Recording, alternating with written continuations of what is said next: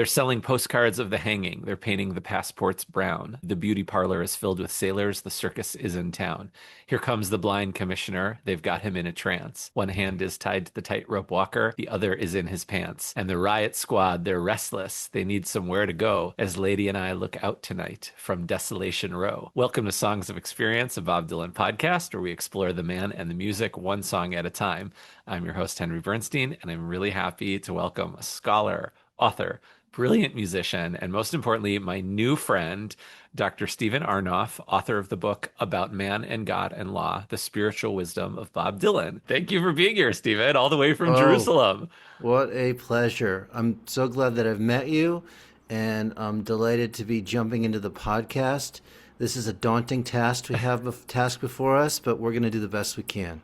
Well, you are a seasoned podcaster because your Right. book also goes with your podcast, right? Mm-hmm. So this Mm-hmm. isn't your first podcast, but this is so funny. We were joking before we came on that this all happened very fast. You and I met in Seattle of all places. We both happened to be going to the same show at the Woodinville Right. Winery with a mutual friend who also I don't know very well. Shout out Lisa, but we just ended up in the same car at the same show and happened to catch the only You Ain't Going Nowhere of the tour so far and That's right. since like 2012. So this is it's all Bashir it's meant to be, I guess. Beautiful. Yeah. Shout out to Lisa. She's the one that put us together. So if it goes well today, we'll give her credit. And if it doesn't, We could blame it's her. our fault. Yeah. Yeah. Great. So, Stephen, before we get into this very long and beloved song to me, what is your Bob Dylan origin story? How did you get into Bob? I struggled to pick one, but since I shared one on my podcast, which is also called About Man and God and Law, it was the last episode. I talked about my what I think is my first Dylan origin story, and then there were a series of other ones that included record stores and raiding the college radio station's collection to tape as much Dylan as I could before I was going on a trip out of the country. I'm going to skip all those and go to the origin story, which is why for the past couple decades I've been thinking about Dylan in kind of a scholarly, writerly mode. That's when I started teaching Dylan. And I think probably at that juncture, which I'll describe, that's when I finally purchased my first Dylan book and then never stopped. But I'm looking at your bookshelf and I think that they are twins. What So was your first Dylan book? Down the Highway, Howard it Stone? was it was Invisible Republic. It was Oh, Greil Marcus's Grail book. Marcus. Yeah. And so I went into a bookstore near Columbia University when I was working on my doctorate with the express purpose of finding a particular book about a particular theme that had to do with late antiquity and rabbinic literature and early Christianity. And I stumbled into the music section. I can't imagine how that could have happened. Yeah, And as one does, out right? jumped Invisible Republic, Greil Marcus's classic, which is now Hmm. known as the old Weird America. Hmm. And I just sat down and read the thing cover to cover, and then I read it again. The book, though I had read Greil's Mystery Train previously and was familiar with him sort of from rock criticism and cultural writing, this book blew my mind because number one, it paralleled sort of the shift from an oral culture to a written culture that I was working on with late antiquity, vis-a-vis how Dylan and the band were bringing to life these ghosts of American musics. His ability to associate from one end of the world to the other through the lyrics and the scenes and the reflections that he had on Dylan, it just opened me up to thinking about Dylan's lyrics as sacred text, which is what I do from a religious, scholarly perspective, from a teaching perspective in my own music. I'm thinking about sacred text a lot of the time. And this is when I shifted my focus of the interpretive arts of late antiquity, Christian, Jewish, it comes into Islam, it comes into many different traditions and forms. How do we interpret sacred text associatively, specifically, biographically, historically, sociologically, on and on and on? And that's when the Dylan canon, to me, became, in a good sense, Talmudic, Hmm. this conversation. And that's what led me actually to have a number of really meaningful public conversations with Greil Marcus around some of these themes, including a story about Desolation Row that I'll tell in due Yes. course, which Hmm. relates to Greil. And all of the things that led to the podcast and the book and the teaching that I do. And so that's the origin of sort of me growing into really thinking about Dylan in that realm of what is sacred, what is formative, not just what is amazing and entertaining and fun, but what is at the core of what I understand to be some of the great questions of humanity. If that's not a big enough landscape, then I'm not sure what is. I think we can agree that, yeah, Dylan is sacred text itself. I mean, I joke with my wife all the time because she's a rabbi and is very involved in, prayer and sacred texts and Sure. creating community around music. And there was a time where it was like, okay, Bob's in the Midwest, drop everything, drive to wherever. And I had to explain that to her. And then it kind of became okay, Bob's somewhere, get on a plane and go. Okay, Bob's in Dublin. Should we do a family trip to Ireland? And, and then she asked, how was the show? And I was like, it was magical. It was amazing. And like the only way I can describe it, I was like, how Kol Nidre feels on Yom Kippur, like the holiest day of the year, like when you're in the zone and you're feeling it, that's what going to a Bob Dylan show is. So I can certainly relate to the idea of Bob Dylan being sacred and the text itself. And I think, Well, yeah, Bob considers, Bob has a reverence for sacred texts and the classics and the Bible, both Christian and Hebrew, and everything. So I think he's sort of I'm jumping ahead a little bit. Don't want to mention this sure. later, but on one of your mentions in the book of Desolation Row, you talked about how Bob Dylan is kind of included in when you're talking about Homer and Hmm. Shakespeare. And I mean, I think this song is sort of I would say like the cornerstone or highlight that really pushes that forward. I mean, it's like reading Proverbs or something. Yeah, for me, Desolation Row is kind of like, I guess you have sort of like with apple cider vinegar or sourdough bread, you've kind of got, or a soup broth that makes it all the way through the winter. The Desolation Row has this kind of source core element to it, which I see coming out in all different kinds of ways. You can see hints of it before, and you can see all kinds of residue of it after. And so it is, I think, a landmark.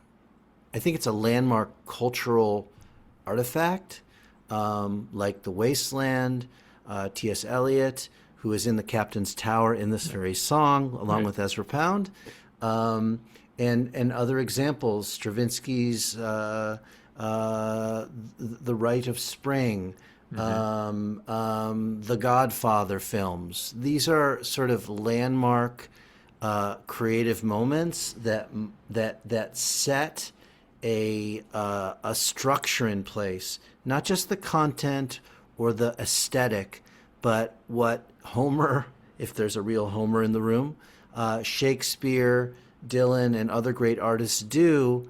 It's not just the aesthetic and the value and the pleasure and enjoyment that they provide through their incredible work.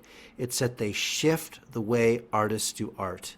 Hmm. And that is the technology of greatness in a Hmm. lot of ways. So that's why I see Desolation Row is like it's got a lot of that DNA in it, Mm. which is why it's daunting, but it also is really exciting to sort of dig into it. Yeah, it's daunting and accessible. So before we get into those lyrics, let's talk about some of that DNA. So just for the folks at home, you can find this on Wikipedia, but according to Wikipedia, Highway 61 Revisited was recorded August 4th, 1965, released August 30th, 1965. I love pointing that out because on almost every episode we've done, there's a quick turnaround from recording to album, and I just love that goes all the way back to the 60s. The song features Bob Dylan on vocals, guitar, harmonica, and Charlie McCoy on that flamenco style guitar. Although the album version of Desolation Row is acoustic, the song was initially recorded as an electric version. The first take was recorded during an evening session on July 29th, previous month, with Harvey Brooks on electric bass, Al Cooper on electric Fellow guitar. Jerusalem, Harvey Brooks lives like right nearby in Jerusalem. Really? Yeah, See, yeah, to this day, yeah. He used have to. you He's ever still here. have I you ever bumped come into across him, him? and I know people who have played with him, and I know people who have studied bass with him. Wow. He's a Gee, man. Jerusalemite. Yeah, Oh my yeah, God. for real. Wow, that's amazing. Further trivia is that Cat Stevens, bassist, also lives in Jerusalem. Oh, really? For that's for a different podcast, Okay, yeah, clearly, the Use of but Islam Harvey's around. podcast. Yeah, that's Yeah, right. that's incredible. We'll have Yeah, to unpack that a yeah. little more. Al Cooper on electric guitar on that original recording, which was, Al's famously original instrument, but they had too many guitarists, so he ended up on organ for like Rolling Stone. The version was eventually released on 2005's Bootleg 7, No Direction Home. August 2nd, Dylan recorded 5 further takes of Desolation Row in Studio A in Columbia with Nashville-based guitarist Charlie McCoy happened to be in New York. This is like the way Mm. things happen in Dylan's world. Bob Johnston, the producer, invited him in and played acoustic guitar. Russ Savakis played bass. Anyway, those outtakes were all put on the daunting Bootleg Series Volume 12, The Cutting Edge. Now, I don't know how you Mhm. are in terms of downloading, like taking them into your brain, all the like bootlegs, but I find a lot of those like bootlegs where it's just a dumping of material just to be like so overwhelming. And I couldn't tell you like, oh, that's from this version and that's from this version. Are you like a bootleg series Well, guy? it's interesting because it ties into the Greil Marcus piece because when I was really invested in Greil, I wasn't particularly technically savvy, and I was still, working with CDs. I wasn't on Napster. I didn't have access. So I remember a trip to New York, and my main plan for tourism was to find the record shop that had the disc of the complete basement tapes, because keep in mind it was not easy to get a hold of a lot of the music that he was talking about in the book, Right. in Invisible Republic, in the Old Weird America. And I found in the village the what I thought at the time was the Holy Grail. Like I thought maybe this could be the last one in the entire island. I didn't realize that this was a thing, and this Yeah. was probably a pressing of a pressing of a pressing, 1,000 times over.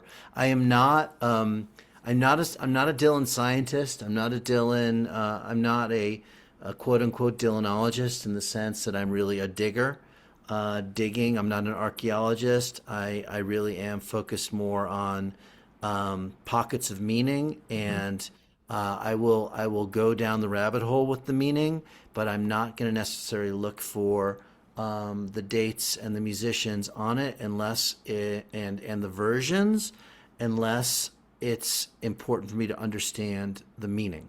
Mhm. So no, I'm not a bootologist. Bootlegologist. Yeah. So I think one of the reoccurring themes we're going to see today is almost every other line is completely iconic in that you see little phrases from Desolation Row taken and used for things that reference Dylan. So on the first line, even they're selling postcards of the hanging. Postcards of the Hanging is the album that's a compilation of Grateful Dead doing Bob Dylan songs, not Dylan and the Dead, but like, Bobby Weir singing Tom Thumb's Blue and things like that. And throughout this whole stanza, you'll see things like that. So speaking of meaning, what can you tell us a little bit about just this opening? Postcards of the Hanging, painting passports brown. Like Yeah. what is the painting that Dylan's trying to set, the scene that Dylan's trying to set of the world we're about to enter? Well, I think, in any great interpretive text, there's always something called a kernel of truth. Like there is some kind of spark, or what we call in the world of religious texts an irritant. Like what is irritating Jerome or Origen or Hillel about a sacred text that irritates them enough to want to make a commentary on it. Right. So in this particular case, Greil Marcus has raised the possibility that this goes back to public lynching that was held in Minnesota before Dylan's birth, but something that his grandfather or father, I believe, would have attended. Right? It's probably his father, maybe his grandfather. At any rate, this idea of there's a scene that maybe is a subconscious scene or a scene that he's heard about, that there's a rumor, there's something in the air that he's responding to. But with respect to what could be happening if it's not a specific local or family event, there is a mise en scène, there's a placement of this epic poem, this associative, impressionistic epic poem, which really almost nothing happens to the narrator. The hero of this story is looking out the window. He is looking at his desk. He's an observer. It's not moving. It's all in his mind. Mm-hmm. He has flashing across history. He's flashing across culture. But where does it start? It starts with entertainment around I imagine a postcard as a wish you were here kind of postcard. Right. I'm on vacation, something fun's happening. And what is the fun? It's a lynching, it's a hanging. The culture is rotted, corrupted, morbid. It's a morbid culture. And the passports are being painted brown. That could be the brown shirts, that could be the color of poop, that could be just the dulling of all colors. But whatever it is, everything is upside down. It's a circus. The beauty parlor is not filled with beauties. It's filled with sailors. Does that mean that the sailors are trying to be beauties? Is there a commentary on sexuality there? We don't know. What we know is that there's death. People are far away from where they're supposed to be because you don't send a postcard from home. You send a postcard from somewhere where you're far away from. There is the attempt to do something creative and beautiful out of passports, which are the most bureaucratic necessary thing for borders, which divide people. And the beauty parlor, where people are supposed to make themselves up to be attractive to other people, is somehow being overrun by sailors who aren't even from the place. Right. Why do sailors need to be in a beauty parlor? This is the circus. And into this realm, you see the pattern that comes throughout the song, which is everything's upside down. It's going to come together in sort of the epigram at the end of the song, where all these people and these places and these things which are upside down are so upside down that the poet, who doesn't leave their seat, who's just looking out the window or looking at the pen and paper on their desk or their typewriter, is going to rearrange the entirety of the world with their imagination, because the world is broken. Everything's broken could also be the title of this. Mm-hmm. That could be the subtitle of this song, Desolation Row. But in order for the song to work the way it does, you have to put yourself down in the hole that he's in, to quote another song. Mm-hmm. And the hole is Desolation Row. Desolation is not melancholy. It's not creative sadness. It's not the blues. It is giving up. You are desolate, which is alone. Literally, you are alone, and you're in the Bowery. You're where the Down Boys go, to quote 80s hair band, Warrant maybe. It's about as low as you like. Something desolate. Can't go lower. Yeah, it's a desert. It's like nothing can grow there. There's nothing that right, and calling the place where he's describing, ending each stanza with that. It's reminding you of maybe how bad things are, that you're at the lowest of low. But it's placing the song. Everything that happens in the song, it can take place over literally thousands of years are covered, right? Mm-hmm. You've got Nero, you've got Robin Hood, you've got Ezra Pound, you've got Ophelia, you've got Cain and Abel. Mm-hmm. You're covering, theoretically, 5 or 6 millennia. Mm-hmm. Mm-hmm. But it's all taking place in one place, Desolation Row. And here, Desolation Row has a really interesting parallel to Highway 61 itself, I, right? that was the my next question actually, Stephen. Mhm. So, what is your relationship personally to the album Highway 61 Revisited? Like, this is considered, from all the lists and all that stuff, Bob Dylan's greatest album. Like, he went electric, then this happened, right? This is like considered. I don't know if I always agree with those kind of things, but it's probably his most famous album. It's the cornerstone of rock and roll, and the album ends with this song. So tell me about your personal connection to Highway 61 Revisit as a whole, and then this song's intertextual connection to Highway 61 Revisited.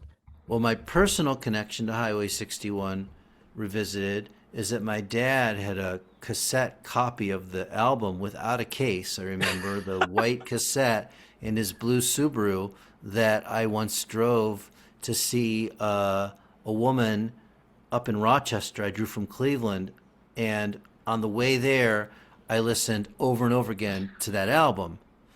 And on the way back, I listened to Blood on the Tracks. Oh, so Okay, it didn't because it go didn't go well. so well. Oh, we've all been there. Every Dylan fan's been there. I think that Desolation Row, Highway 61 Revisited, both from a perspective of sort of being interested in seeing Dylan as sacred text, are like really, really rich um, songs to mine as texts. Highway 61 is a classic midrash. It is a classic interpretation of a textual moment. It It literally interprets, starts with a verse from the Torah that's interpretive. Yeah. which is the sacrifice Right. the attempted sacrifice of Isaac by Abraham. But what's fascinating is that there is a ninth century rabbinic text, which probably starts much earlier. It's in a text called Pirkei de Rabbi Eliezer, Eliezer. the teachings of Rabbi Eliezer, that says about Mount Moriah, where Highway 61 is supposed to have gone, that was also the place where Noah and his sons had their run in together. Mm. And it talks about how there's this one place in the ancient history of the Bible where the deal went down. That was the place where, the pivotal moments took place.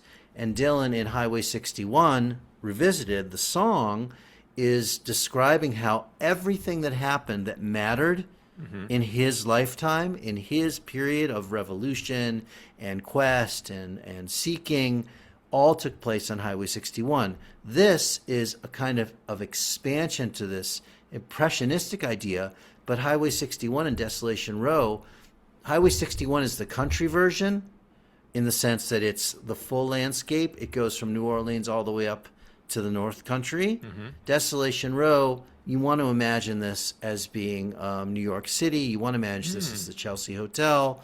Hmm. This is urban. Hmm. This is urban Like the way all these civilization characters are history. like packed together. Right. It I very. read this as less mythic and more urban, more Mm. lived, Mm. but it's much further out, right? Hmm. Like you can imagine who Georgia Sam has a bloody nose, and the promoter who's promoting the red, white, and blue shoestrings is being just a huckster Hmm. on TV or the radio or at a county fair. It's like John Goodman in Maston Anonymous or something. Totally. Yeah. Themes that come up all over the place in Dylan's work. I mean, that's part of what makes for a great artist. They're wrestling with the same problems for 60 years, but finding new ways to do it. Mhm. Cinderella, she seems so easy. It takes one to know one, she smiles, puts her hands in her back pockets, Betty Davis style. And in comes Romeo, he's moaning. You belong to me, I believe. And someone says, you're in the wrong place, my friend. You better leave. And the only sound that's left after the ambulances go is Cinderella sweeping up on Desolation Row. I don't know if it's on your end or my end, but Yeah, as I there's was saying literally an ambulances go, ambulance. There's yeah, literally an that was ambulance so perfect. going, Yeah. and that's So just the power of the song, I that's suppose. right. It evoked ambulance sound. So okay, a couple before we get into like the meaning behind it. There's a couple like sort of nitpicky things about this. Again, there are some iconic phrases in here, like puts her hands in her back pockets, Betty Davis style. Like I just anytime someone says back pockets, like I'm gonna say. Betty Davis style. You know, like I don't know if you do this in your life, but like in your if someone says something and you have a Dylan line come into your head, and depending who you're talking to, you either Yeah, say it I've out already loud. done it. I've already done it 3 or 4 times while we're talking, and I would have done it if we were talking about, Right. pollen. I mean, it Right. doesn't matter, right? I Right, would have, right, I would right. have been drawing from the well. So here this is an interesting verse because there's a sort of a bookend of one of the characters getting mentioned twice at the beginning and at the end. Like Cinderella kind of gets a full story within this own verse, and I don't think you see that other times in this song. Um, She gets her own story, but it's a reversal of the actual story, which is a mythic trick, and it's also taking it.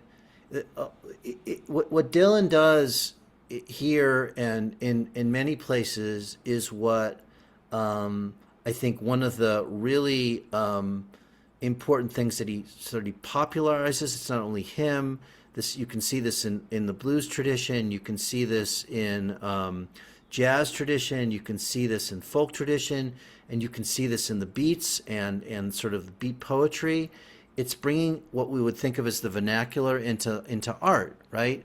Because this idea of it takes one to know one is something that you say if you're flipping a quarter on leaning on a lamppost in a Tom Waits song. You're yeah, flipping a quarter, say it takes one to know one, huh? yeah, It's just like a little comeback. It's yeah. like almost dozens Response to type an insult. comeback. Yeah.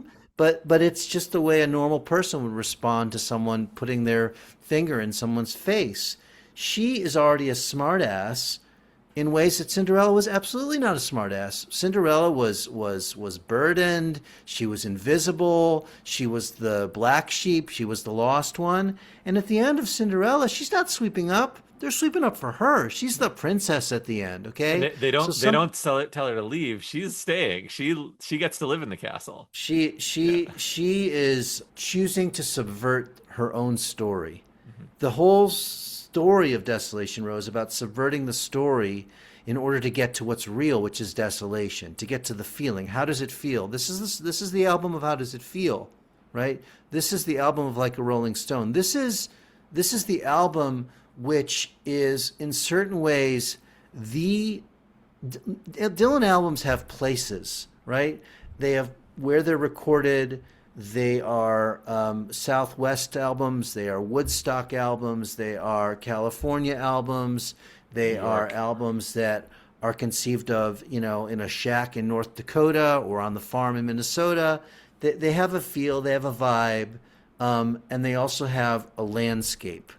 And here we have many different landscapes, but the one that they always come back to that's superimposed on everything like a hologram is the Desolation Row. But you have now Cinderella's castle, and she subverts her own story. She does not start the way she starts in the Cinderella myth or folktale, and she does not end the way she ends in the Cinderella folktale.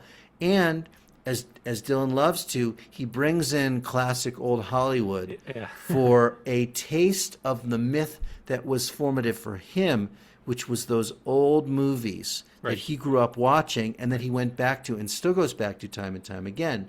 Now, Cinderella, is trying to be a hipster, right? Betty Davis with the cigarette and the attitude and the look Pinups. Yeah. was absolutely not a typical starlet in any way whatsoever. She was mean, she was scary, she was smarter than, right? And she was a total character. She is not a Cinderella at all. No one would make Betty Davis a Cinderella. I mean, maybe when she was 23, when she first started in the films, but she quickly became like the tough, the version of the woman tough. And so another kind of subversion. It subverts the Romeo and Juliet story. The whole idea of belonging, one person belonging. This is not she belongs to me. There's nothing romantic. Romance is completely out the door, probably on this album, but Hmm. particularly in this song. Hmm. So yeah, this is a subversion of a sacrosanct cultural myth, which is Cinderella. Who doesn't want to be a prince? Who doesn't want to be a princess? That's what you're growing up to be, a prince or a princess. And this raises a very high and proud but sad finger in the direction of the whole concept. Hmm. Another cultural template shattered. Verse 2. So, in addition to mixing metaphors with bringing Betty Davis in, the sort of that classic old Hollywood thing, the kind of thing, like you said, he would be going, the movie house his uncle owned in Hibbing, watching Mm-hmm. old films like that. People weren't Absolutely. old at the time. But also he brings in Shakespeare here in the second verse with Romeo. Now Romeo is Romeo the prince. I mean, it's like that she later ends up with, but in here she doesn't. He brings in a classic Shakespeare person who by definition ends in tragedy. Only Taylor Swift has changed that tragedy where Romeo has a Sure. has a happy ending. But here, if maybe his ending has changed too. I don't know, but it's just interesting to me that he's already mixing metaphors or bringing in different literary references mixed together. What does that say about Desolation Row, the place that all of these different literary and film characters can live together and interact with each other? It has no time. It's an all time, all the time situation, Hmm. but it's real. Betty Davis is a real person. Dylan may have met her, right? He met Dinah Shore. I'm He met sure Elizabeth he Taylor. met Yeah. he met he met Yeah. these people, right? Yeah. But the Good Samaritan is it a real person? Is Ophelia a real person? Lenny Bruce was a real person. Neil Young is mentioned in a song. He's a real person. Alicia When Keys. Alicia Keys, Yeah. Dylan is, I think, the kind of artist who so mythologizes existence that when he squints and sees a person, he's seeing a person, but he's also seeing what the person means in a symbolic sense. And that could be true of someone in his life. We don't know because I don't go biographical on Dylan and I don't know how he handles his life. But it certainly can be the case in terms of the characters he brings. The characters are entering into a play of his design, and he is telling them the lines, and then he is also at the same time, like a novelist, allowing them to play. I don't think he knew necessarily which character was going to appear where in this song, because I'm sure it was free associative, and I'm sure that he was taking a lot of drugs and staying up for days, right, Hmm. while he was writing At these this time, songs. yeah. So the play here, I think, is um, a little bit like the kind of cut up art that he talks about, which he learned from William Burroughs, of sort of taking a narrative or a set of words and cutting them up and throwing them in the air and then picking out almost randomly what they are and putting them in a new order, rearranging their faces and giving them all another name. Um, but from a creative perspective, when we talk about the art of memory, and we talk about how Desolation Row reflects the ancient art of how a Homer or a Homeric poet, Hmm. an epic poet, will remember 100,000 lines. Part of the way you do it is with epigraphs. So you have lines like "It takes one to know one," or "Cain and Abel," Hmm. or "Neath the Window," or "The Hunchback of Notre Dame," or "Trying to Blow It Up," or "Local Loser," whatever it is. These stock phrases come in as if he's thrown them up in the air, gathered them in a bundle, and put them in order like you would with dominoes. The characters and the lines. Now the moon is almost hidden, the stars are beginning to hide. The fortune-telling lady has even taken all her things inside, all except for Cain and Abel and the hunchback of Notre Dame. Everyone is making love or else expecting rain. And the good Samaritan, he's dressing, he's getting ready for the show. He's going to the carnival tonight on Desolation Row. Another iconic stanza, of course, expectingrain.com, the go-to all things Bob Dylan fan site since the late 90s or maybe even the mid. I mean, one of the first websites I ever encountered was expectingrain.com. And um I the culture of downloading and talking to other Dylan fans in a forum and reading Dylan news, like I do have a Google alert for Bob Dylan, but like if I as part of my daily routine, and talked about this on episode with Matt Simonson that part of my daily routine is like email, Facebook, expectingrain.com every day when I open up my Mm-hmm. computer just to see what's happening. Certainly to check the set list if Bill Pagel has uploaded it from Bob Links, and I love that of all the things to pull from, this now long-standing website, which is a hub for all things Bob Dylan, is expectingrain.com. What a beautiful phrase, expecting rain, because whether it's positive or negative, it is something that we kind of do in our lives is checking for rain. Is it going to rain? And certainly, where you live, it doesn't come as often, but Sure. you know, um, and then of Well, it's course, expecting rain is it's one of the things. It's one of the key points in this song where there's something that can't be controlled that's actually controlled by a higher power. Maybe mhm, no power, but a higher power. Because a lot of this is like people behaving badly or weirdly.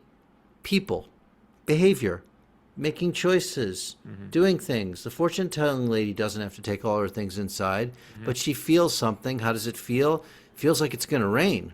So I'm going to bring all my things inside.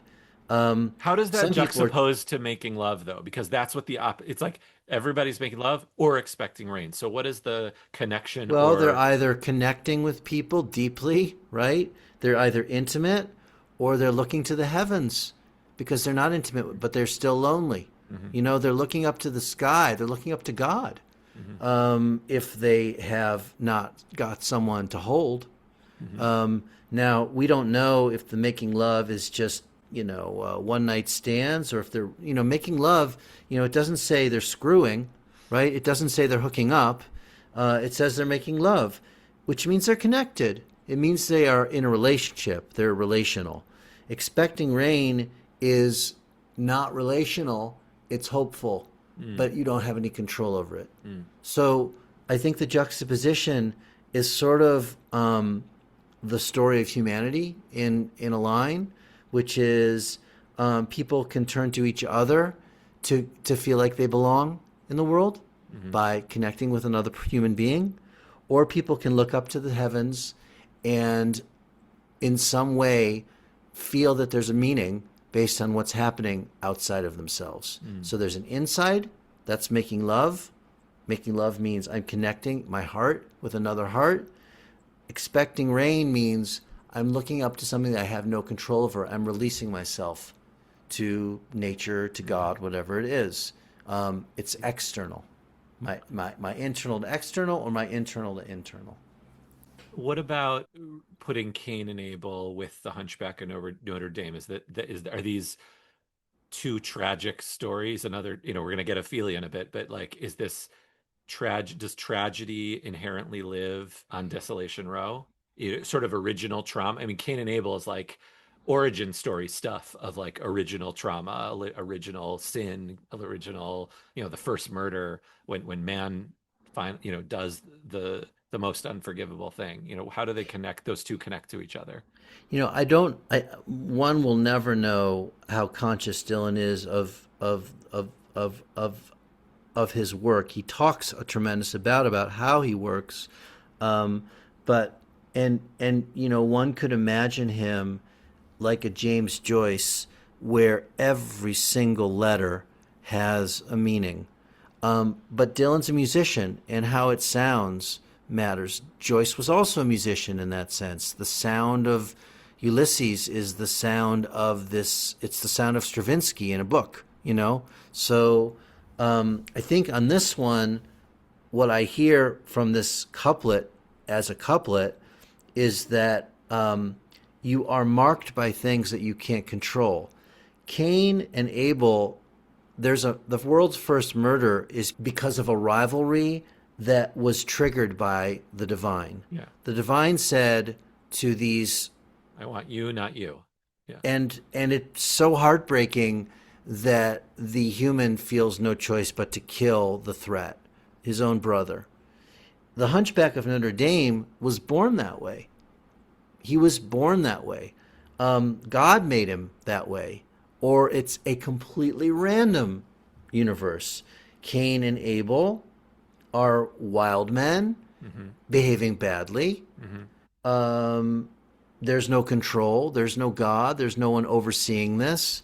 And the Hunchback of Notre Dame is born unlovable because he's a hunchback. But Disney takes charge there. And, right, I mean, I think that on some level, the sweetening of the myth is one of the things that the 20th century was trying very hard to do. Disney is about sweetening these very scary stories of the Yes. Grimm's brothers into something that you could put your kid in front of for 5 hours on a snow day. Mm-hmm. While Dylan is here to say these myths are ugly, they They're are messy. Yeah. unfinished, Yeah. and they create a feeling of desolation. Mm. We talked about a couple different versions at the top for the recording. There's, of course, like I said, Bootleg 7, No Direction Home, Mm-hmm. which I listened to yesterday. And it's very similar. There's some lyrical differences. You just get a full band. Mm. His singing is very um powerful, but it just, I don't know, maybe it's just because I'm not used to it as much. It doesn't hit quite as well as the original. And of course, there's my beloved MTV Unplugged in New York. Now, Uh-huh. I just have to talk about this for a little bit, Sure. Stephen, and then we're going to get into all the statistics with live stuff and talk about live. So, Okay. I love MTV Unplugged, Bob Dylan. I've had some arguments with folks on this. I think it's a great set list. I think the performances are amazing. I think the harmonica solo in Knocking on Heaven's Door is his best harmonica solo of all time. Mm. And I think this Desolation Row is sort of it's my definitive live version. It's just the percussion that's happening in the background, the light guitar work, and Dylan singing.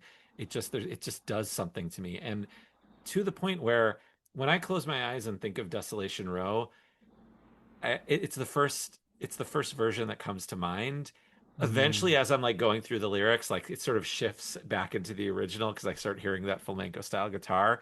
But I love it. Are you familiar with that version? Do you like that version? What are your thoughts I on? think I've heard him play Desolation Row live. I Okay, would we're have gonna to get look into and that in see. a minute. Pause Yeah. on that. But specifically with I MTV? would say the version that is the other go-to version. I agree with you. I really like that version from the Unplugged concert. Um, this version, the original, quote unquote, the original version, and also the one that's the live version, which is all acoustic. It's just him, Hmm. and I guess Ah, it's so is it the, 66. it's the 66. Yeah, It's the album with the red letters, yeah, yeah. um Bootleg and 4, I believe. and that Royal has Albert Hall. what I what I what I love about that version is I remember reading an interview that Jan Wenner of Rolling Stone had with Dylan, Hmm. and he said, "Well, why don't you write songs like Desolation Row anymore?" And he said, "Well, I was using a lot of drugs at the time, Jan, and it's hard to remember all those lyrics." So I'm imagining what's happening in one's brain. He's on this um, insane tour, which Greel writes a lot about, of course. And what I think about when I think about that recording is the crispness of his enunciation of the words, Hmm. as if he is an actor discovering those words for the first time in a certain way, Hmm.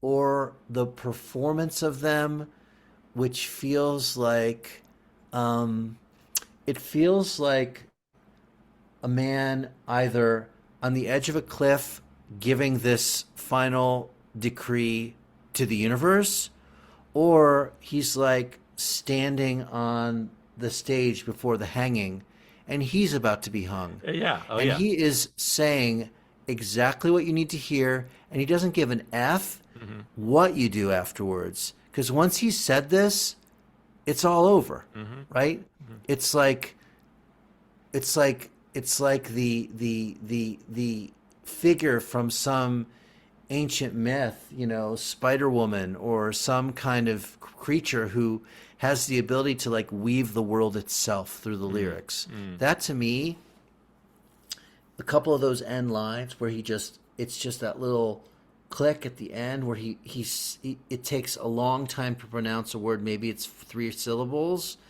and it's like it takes a week, Hmm. you know? Hmm.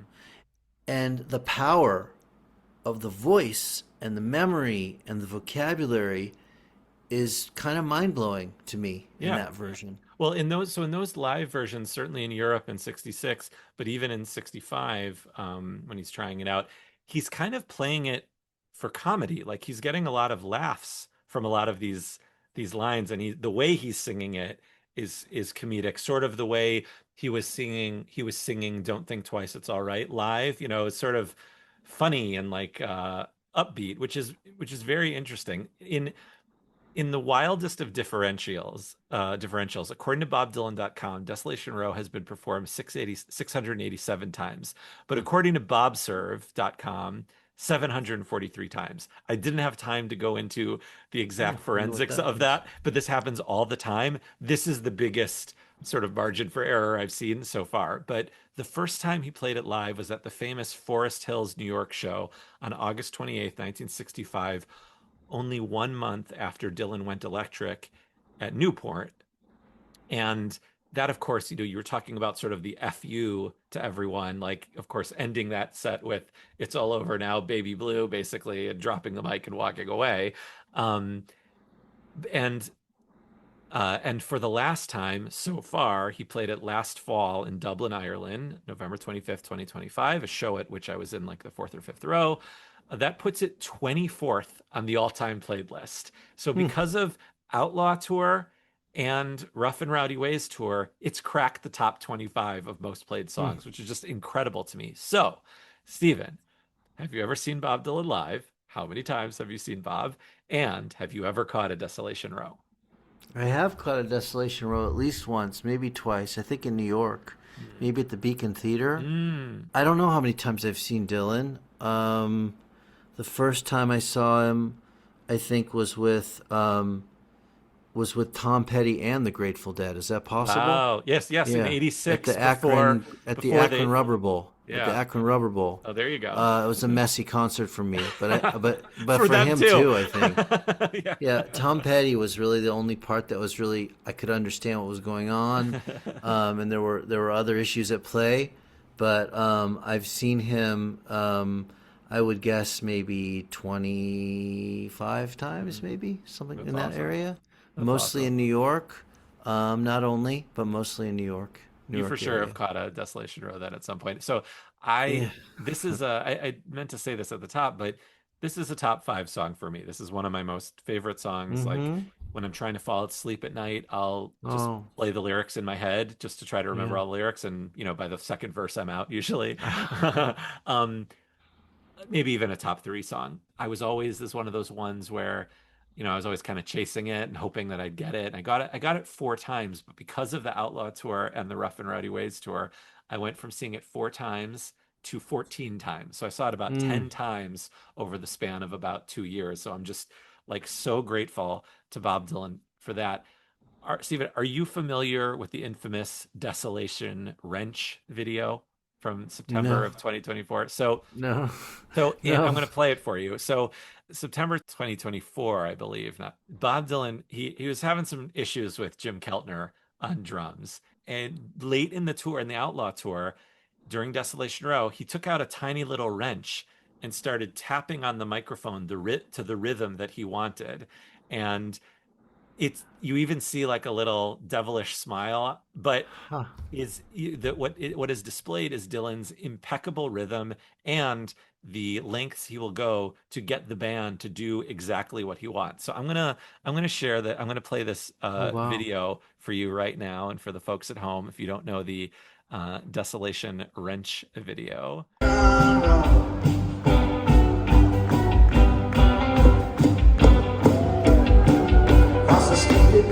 Oh my goodness. Ready for the feast. The phantom of the hour. If you give me just a piece,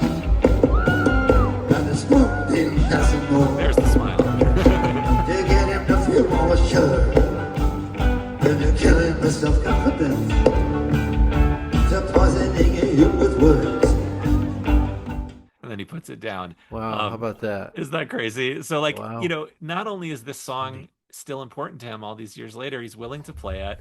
Now, I don't know the like there's a lot of discussion over the years of like what songs he play, what verses he plays live, what he doesn't, he cuts out, and then like, like I have friends who are like, I heard the Einstein verse live, and things like that. Like the version he's done the last few years, it's like a warp speed version. It's like a 3-minute song, and he cuts out like a couple of the later verses. But I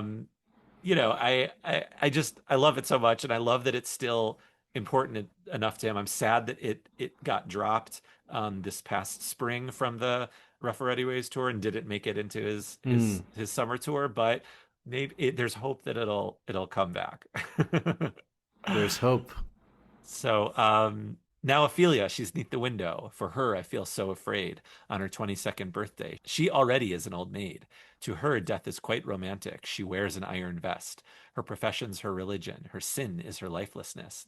And though her eyes are fixed upon Noah's great rainbow, she spends her time peeking into Desolation Row. Now, I love this verse. I've always loved this verse. And even before I knew about the tragedy of Ophelia or was familiar with Hamlet, I loved this verse. And I loved, the band's connection with Ophelia. That's a great song for the band. Um, and then, of course, on Taylor Swift's most recent album, and I'm a Swiftie, the first song, the lead single, "The Fate of Ophelia," where Taylor subverts her ending, and she doesn't die, she doesn't kill herself over a man at the end. Um, Hmm.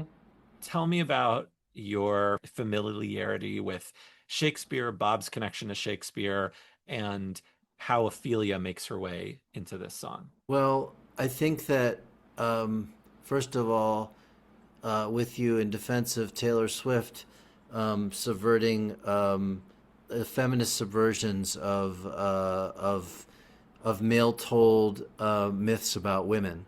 So I support feminist retelling of the fables, and a woman I know wrote a really great book about this. Katie Ornstein wrote a book Mm, about I don't remember. It's about uncloaking sort of the fables and femina and looking at them from a feminist lens, which is important. Here, I think that there's a lot that's said about Dylan writing about women in the same way that people talk about, in a different way, Philip Roth, for example, writing about women. And I've done a lot of thinking, and Greil Marcus has done some of this too around Philip Roth and Dylan, sort of where some of the parallels of some of the raw material they work with. mhm. But for me, Ophelia is kind of the anima in Jungian terms of this song. She's the heart, she's the feeling, she's the Shekhinah, right? She's the The presence, female yeah. expression of God. Hmm. She's the heart of it. She's the soul of it. Because for her, death is quite romantic, and she wears this iron vest. Her profession's her religion. Her sin is her lifelessness. It sounds good. It's not clear what it exactly means, and we could play it out, but I don't think that's what matters. I think that's what matters is that Dylan says he feels afraid for her. Hmm. She's actually the only character in this whole story that he seems to really care about, Hmm. in a And way he's that he's he's actually quite empathetic. Also, I mean, in many ways, this is a feminist verse because he's commenting on how at 22 she's an old maid. And Taylor Swift has talked about this thing too. You turn 30, if you're an aging, you're considered an aging pop star and thrown out if you're a female. And so and maybe he's saying that like death is quite romantic because like, is it better to be dead than be considered an old maid by yeah, society? she's still locked, but it's not a feminist story because she's still locked in a male story, and it's still the male gaze on her. Hmm. He is telling her, he is painting her picture, and this question about her profession, is it the oldest profession? What is her profession? Religion. Yeah. Is she an old maid because she feels that she's an old maid? The only way you're made an old maid is if you're not married, right? Someone makes you an old maid by not marrying you, or you can choose not to marry, but maybe you're not marryable because your profession is your religion. Your embodiment is that you're a prostitute, or you are only used by men. Mm. Whatever it is, she somehow is also Dorothy in The Wizard of Oz. She still sees somewhere over the Rainbow. rainbow. Yeah. Noah's great rainbow is, in the traditional telling of the story of Noah, this is the sign that's given of the covenant. The covenant is the rainbow, that there will be a rapprochement between the divine and the divine's people, Mm. which is after the flood, which wipes everybody out, and immediately the people mess it up. Right, Noah's family. We mentioned Noah earlier, and Yes, Noah yes. is here in this very song. Um, so I think that there's empathy for Ophelia. There's grounded feeling. You can feel her in a way that you can't other characters in this song. I think that she is just like a woman. This is the figure of just like a woman. And I think, if you listen as we did, I think maybe even in the car on the way to that show, to Nina Simone's version Hmm. of We certainly Just Like a talked about it. Woman. Yeah. Yeah. That like there's a way that he sort of is able to express her pain and how she is peeking into Desolation Row is the only thing that I find confusing about this verse because I thought she was in Desolation Row. So what I'm wondering about, okay, what I'm wondering about in this is if we take Ophelia as the heart, the humanist, the most human element of this song is Ophelia. Did she escape Desolation Row? Like, is she get out of Desolation Row because of the world's oldest profession? Was she like the actual Cinderella who like found a prince to take her away, but she knows it's BS, and she's looking back, kind of on that world that she left, the world of desolation, Mm. but she can't quite let it go.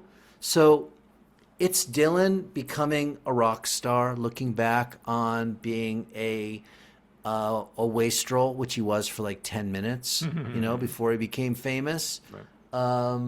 And there's just, in this sense, like if you pull out all the way and give it like a Kabbalistic read or a Jungian read or a hypersymbolic read, I see this as Dylan.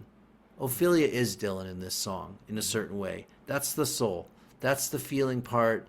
That's the emotive part. That's the part that sort of knows a way out of Desolation Row that he doesn't play out at the end of the song. Because at the end of the song, he's going to stay there. And he's going to be the poet of destruction. But Isaiah in the or song something. itself, Yeah. if he's the guy who is embodied by Ophelia, Ophelia gets out. She doesn't rid herself of the sadness, but she does find the rainbow. She is on the way to the pot of gold. And that's Dylan, maybe with fame. Einstein, disguised as Robin Hood with his memories in a trunk, passed this way an hour ago with his friend, a jealous monk. He looked so immaculately frightful as he bummed a cigarette. Then he went off sniffing drain pipes and reciting the alphabet. Now, you would not think to look at him, but he was famous long ago for playing the electric violin on Desolation Row. This is a favorite verse for folks who are attending a Bob Dylan costume party. You'll see folks, All right, or like right. if you ever go to for many years in the 2010s, 2000s, 2010s, Bob Dylan always ended up in Chicago on Halloween. Saw That's many funny. Halloween shows in Chicago, and you'd often see an Einstein, someone dressed up as Einstein, disguised as Robin Hood, or as a jealous monk, or the electric violin. The imagery in this.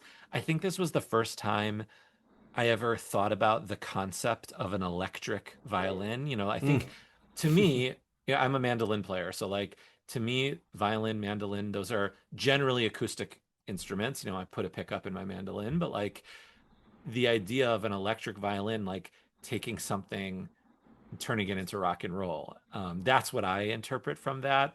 But and I'm not sure what that does for Einstein disguised as Robin Hood. But so I'm wondering if you could unpack that a little bit for us.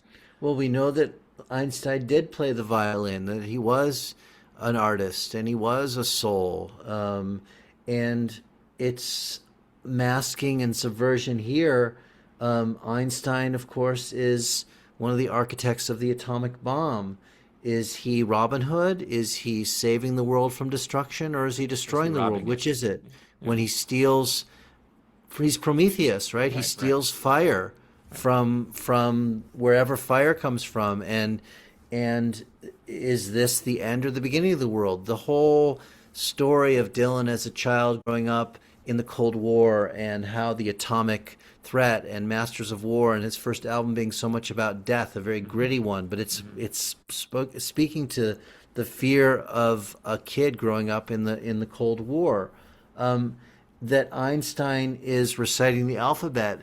How do you get to an atomic bomb? Through the elements, right? The Oppenheimer and Einstein and all the rest were taking the 28 or 118 elements and juxtaposing them, rearranging the elements' faces and giving them all another name to create either what Robin Hood does, he stealing from the rich to feed the poor, or is he unjust? Why should the rich have to lose what they worked so hard for or inherited for the poor who are a bunch of bums, right? So whatever it is, this is a story of someone who doesn't escape Desolation Row, and there is a brilliance, a genius here who is still stuck between these binary notions of what it means to have a life that makes sense.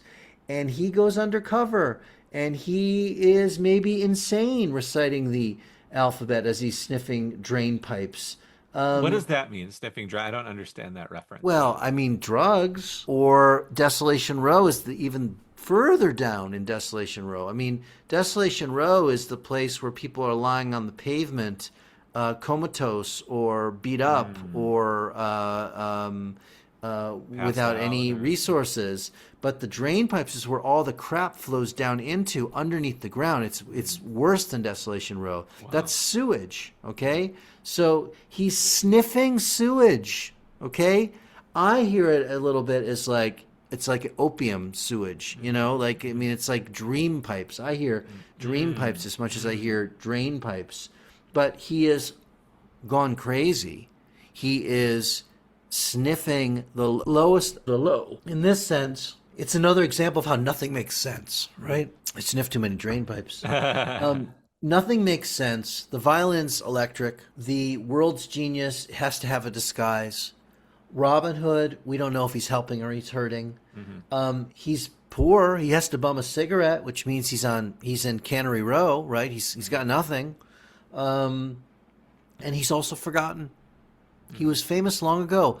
Long ago, Einstein was alive and well at Princeton University at the time, saying smart things and being interviewed on the television, right? And in those days, that was like in the 50s and 60s, like that was a thing kids would say, like, "Oh, you must be an Einstein." You know, that he was That's like right. a household An name. Einstein or a Rothschild. Yeah. Right? Yeah. So it's another tragedy, another mythic, famous figures tragedy. Desolation. Everyone's trapped in the same place except for Ophelia. So speaking of drain pipes, Dr. Filth, he keeps his world inside of a leather cup, but all of his sexless patients, they're trying to blow it up. Now his nurse, some local loser, she's in charge of the cyanide hole. And she also keeps the cards that read, "Have mercy on his soul." They all play on penny whistles. You can hear them blow if you lean your head out far enough from Desolation Row. This is the one verse, Stephen, that I just never really understood. I mean, there's just a lot of imagery I don't get. I don't know who Dr. Filth is. I don't know what a leather cup is. I don't know what sexless patients I think are. Dr. Filth, Dr. Filth is, to me, he's the psychiatrist. He's some combination of Freud and the therapeutic culture that is sort of trying to relieve people of the curse that Dylan's describing. I mean, everyone in this song is cursed. they're cursed by forces beyond themselves, and uh, and I think that another thread that comes through it is the thread of religion. We heard that her profession is her religion in the Ophelia verse, and here, "Have mercy on his soul" is is a is a phrase that comes from religion, right? Have mercy on his soul. Have mercy, Lord. Have mercy on him. And Lord, have mercy on before me. an execution, often. That's the hanging, Yeah, right? yeah. Right. Back to the hanging from the So, beginning. Yeah. so Dr. Filth, it maybe in some ways, like you're not getting it, might be because it maybe is the most telegraphed verse, which has the least. Um, it's the judgiest verse. It's maybe the angriest verse. Mm, mm. Across the street, they've nailed the curtains. They're getting ready for the feast. The Phantom of the Opera, a perfect image of a priest. They're spoon feeding Casanova to get him to feel more assured. And they'll kill him with self confidence after poisoning him with words. And the Phantom's shouting to skinny girls, "Get out of here if you don't know." Casanova is just being punished for going to Desolation Row. So here, Yeah. "Get out of here if you don't know" on bobdylan.com. Each word is capitalized, not the whole thing, but like Mm, get capitalize, outa capitalize here in, and it's in quotes. I always love when there's like these little like grammatical things happening on bobdylan.com, which is famously inaccurate oftentimes with the right. lyrics, or someone is just having fun and will put in an alternate lyric than not the one sung. But here they pretty get it. I love the Phantom of the Opera, by the way, and Uh-huh. scared the crap out of me when I was a kid. We saw it All when I right. was 6 years old at the Chicago Theater, and I remember we got box seats, and then like there's a famous you know scene where he's like, and they're in box 10, and the chandelier comes down. And I was like, I think we were in the same box, and like freaked me out. But I have this Wow. like weird love of it too. Anyway, Phantom of the Opera and Casanova, I imagine are opposites, right? Like Phantom of the Opera, the ugliest creature, so ugly that he has to hide his face, and Casanova, some sort of person who's beloved and handsome and Yeah, I ladies mean, man. I hear Dr. Filth here spoon feeding. Like there's this Mm, sort of sense of like there are certain elements of society. It's the Georgia Sam element, which mm, is trying to alter people to control them mm, or to influence them. And I was listening to this on Friday in preparation for us chatting, and I really was touched by this verse about Casanova because they're pumping him up so that he'll fall down. mm, And one of the things that happens in reading this and trying to analyze it line for line is you miss the flow of the song, which is a flood of symbols. I mhm, mean, he is over Desolation Row. Noah is here. Like there's a flood in Desolation Row. This is like not a spoiler alert, but it's Chicago. So the first the first episode of The Bear, the final season in mhm, your hometown, mhm, there's this torrential rainstorm mhm, and the city's flooded, right? The mhm, whole premise of the first part of this season is that there's this rain and all of the detritus, all of the garbage is going down the drain pipes. mhm, And it's like there's the city that exists when it's normal conditions, and then there's the city under biblical conditions, which is the flood, the storm, the uncontrolled. It's the rain you were expecting, right? mhm, And everything goes crazy. The city just, if you've ever been in New York City during a storm, the subways are flooded. I mhm, mean, the city can go from being civilization to completely uncivilization um, in a flash. mhm. That's why they call it a flash flood, I guess. Now at midnight, all the agents and the superhuman crew come out and round up everyone that knows more than they do. Then they bring them to the factory where the heart attack machine is strapped across their shoulders, and then the kerosene is brought down from the castles by insurance men who go check to see that nobody is escaping.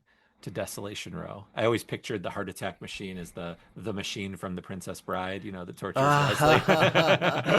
um, See, back to the flood, like the flood of symbols. For me, listening to this when I was like in my early 20s, trying to mhm, figure out certain things about life and certainly whether I wanted a career and what kind of career. To me, this was just um, you are strapped to the machine of the work mhm, that you have to do. mhm, You are strapped to a desk. You are strapped to an office. I mean, to me, this was kick out the jams. Like to me, this was like the verse that said, this superhuman crew of agents and insurance agents and and the ones who round you up to control you, your rock and roll energy, and force you into a lane that you don't want to be in, and strap that heart attack machine to you. It makes your heart beat, and it's going to explode your heart. And they can explode it if you don't do the right thing. mhm, Exploding your heart.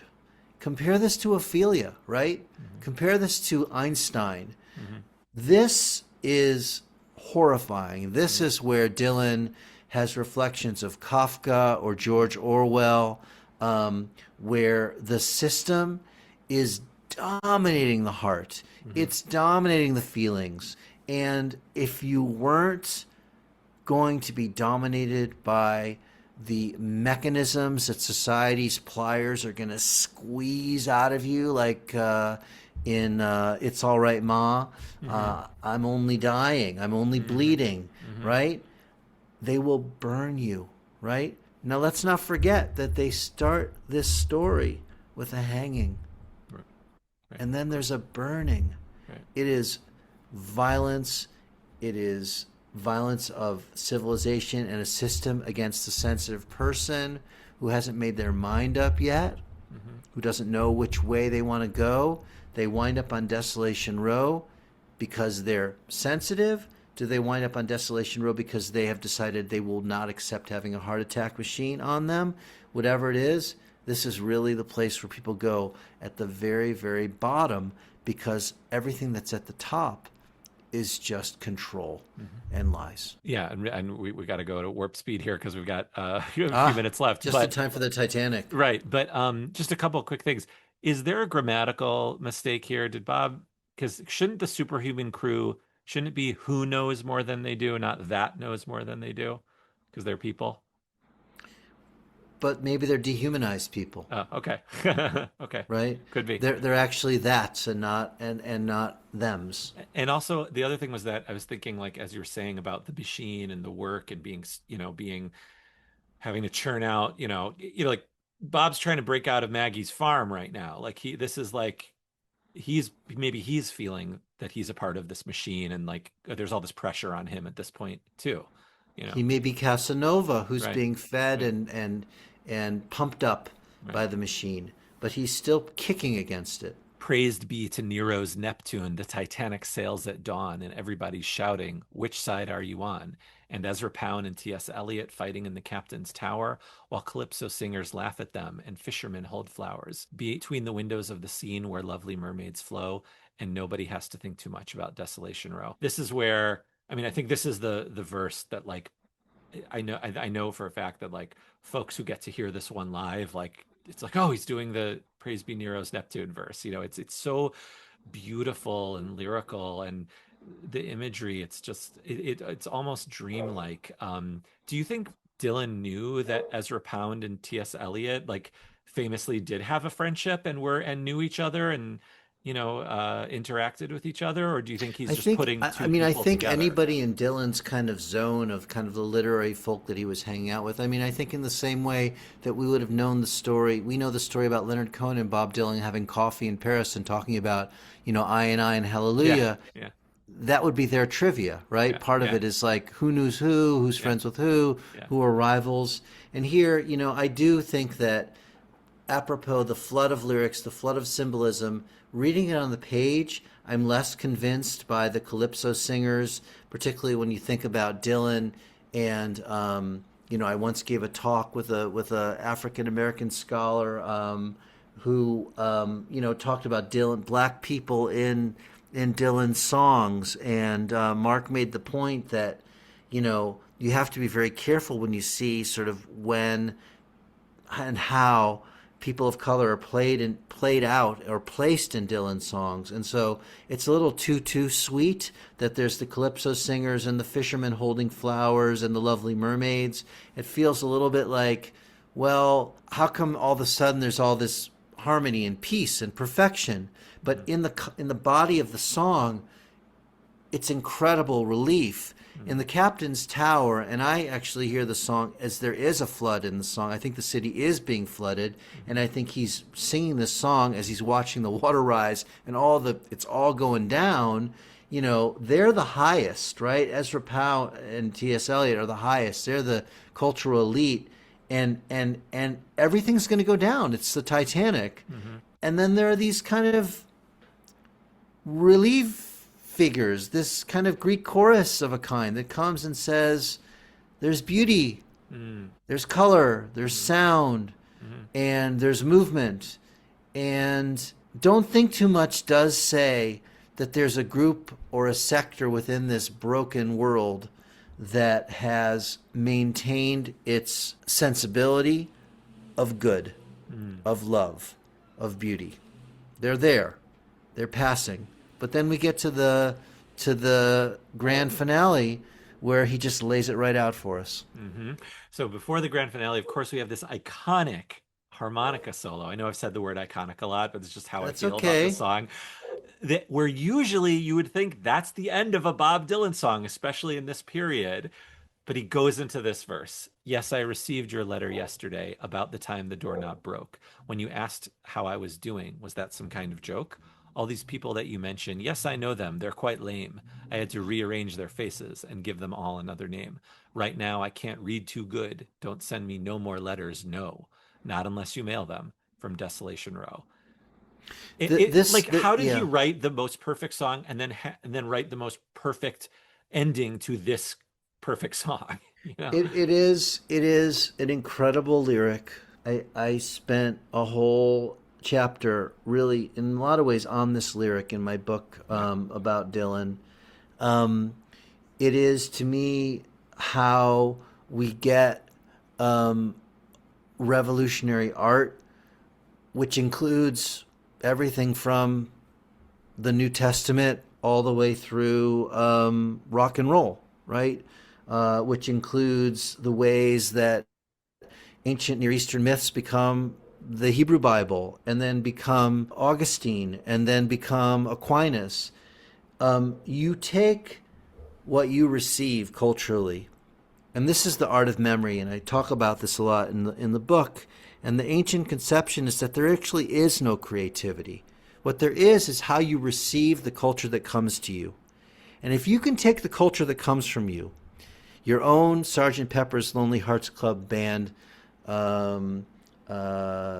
folio of the album, and take all the pieces, and I see a parallel between Desolation Row and Sgt. Pepper's. That also comes up again in the cover of the 74 release of Dylan and the Band, the Basement Tapes.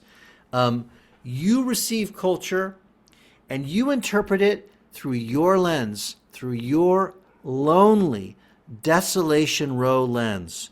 You can rearrange their faces and give them all another name.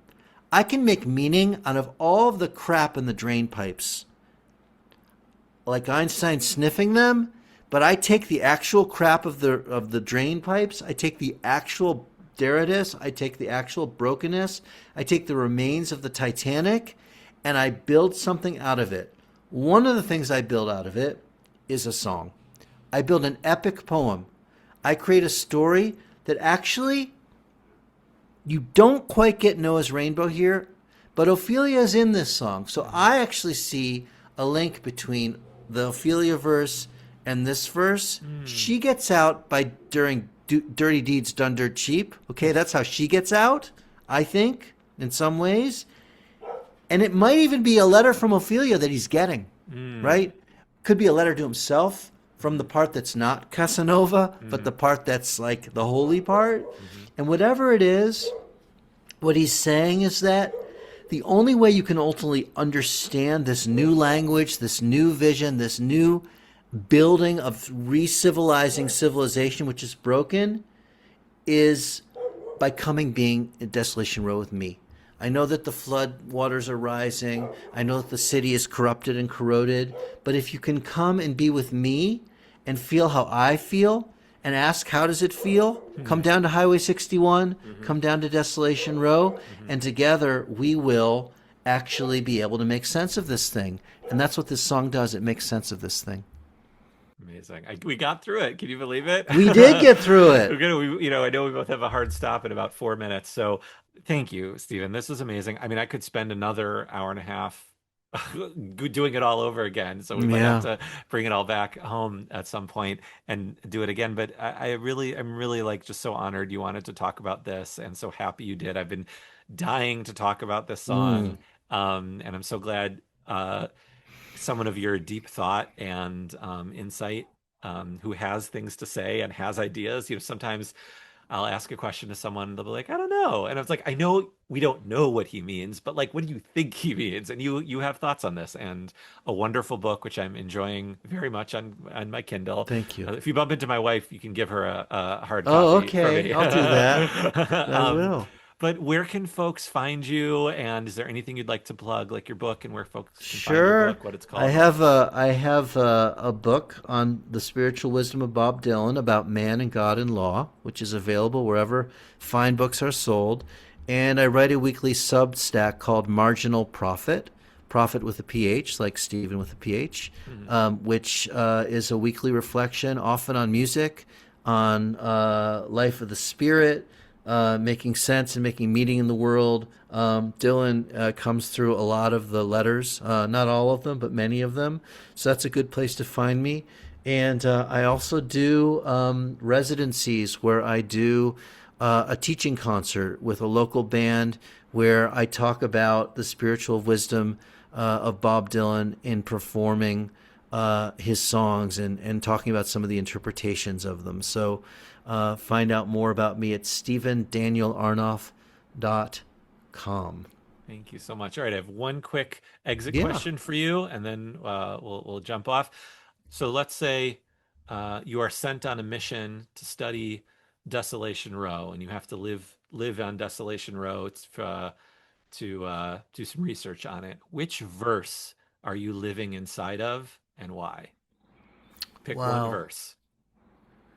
I'm going to take the last verse because I really, as a person who's engaged in Judaism and religious faith, but deeply curious about and connected to other faith systems, and having studied, for 10 or 12 years, my doctorate focusing on ancient sacred texts and the interpretation of them, I see this as one of the great moments in rock and roll and in cultural history where the things that I really care about in terms of how meaning gets made in humanity experience it in this verse in ways that I don't think I can think of a single verse from a single song by a single artist that is meant as much to how I conceive of the world from a perspective of text and words than this verse. I just think it is incredible insight, which captures a couple thousand years worth of how people have dealt with sacred text. Would I want to live there? I'm not sure. The advantage is that there's some pretty cool people down on Desolation Row. There you go. And I think we could have a good time out there. Amen. Great. Well, thank you so You much. should come visit sometime, Henry. I would love to. We'll go to Desolation Row together. Same address, same apartment, top floor, kind of run down, but it's a nice will be at place the to window, visit. so I'll just look for her. Yeah, she's peeking. She's peeking in. Great. Well, thank you so much, Dan. Such a pleasure. Thank you very much. Thank you.